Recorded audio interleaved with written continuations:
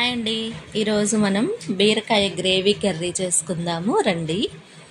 First stove on చేసుకోవాలండి. బాండీ పెట్టుకోవాలి. బాండీ వేడయ్యాక ఆయిల్ వేసుకోవాలండి. ఇప్పుడు ఆయిల్లో మనము ఆవాలు వేసుకోవాలి. ఆవాలు కొంచెం చిటపటలాడిన తర్వాత ఒక 2 ఎండుమిరపకాయలు తీసుకోవాలండి. ఎండుమిరపకాయలు తీసి తొడిమలు తీసుకొని అవి కట్ చేసి వేసుకోవాలి. 2 కొంచెం వేగాలండి. 2 కొంచెం వేగిన తర్వాత మనము ఆనియన్స్ చిన్న పీసెస్ కట్ చేసి పెట్టుకోవాలండి. కట్ చేసి పెట్టుకున్న ఆనియన్స్ ఈ ఆయిల్లో వేసుకొని బాగా ఫ్రై చేసుకోవాలండి.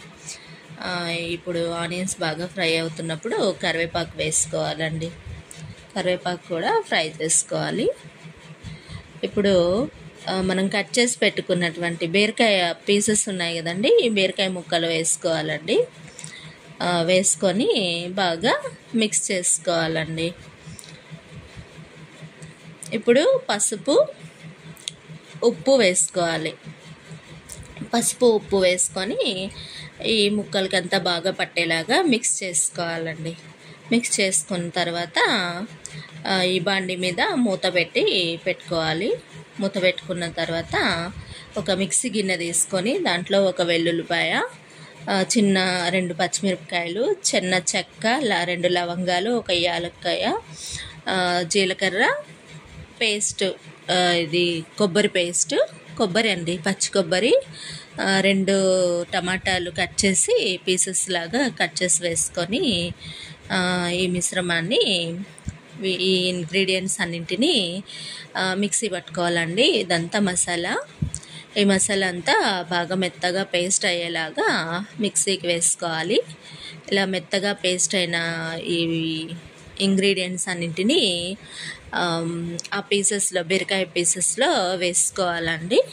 వేసుకొని ఈవెన్గా అంతా పెట్టేసి అలాగే మూత పెట్టేయాలి. తర్వాత కాసేపు అయ్యాక మూత తీసి బాగా మిక్స్ చేసుకోవాలి. బాగా ఫ్రై చేసుకోవాలండి. అందులో ఫ్రై చేసిన తర్వాత దానిలోనే కారము, ధనియాల పొడి వేసుకొని బాగా మిక్స్ చేసుకోవాలండి. ఇలా మిక్స్ అయిన తర్వాత దాంట్లో కొంచెం వాటర్ వేసుకోవాలి. వాటర్ వేసుకొని బాగా ఉడికించుకోవాలండి. ఇలా మూత పెట్టి ఉడికిన తర్వాత మనకి గ్రేవీ కర్రీ అనేది రెడీ అవుతుందండి. చూడండి, గ్రేవీ రెడీ అయిపోయింది. టేస్ట్ చూద్దాము.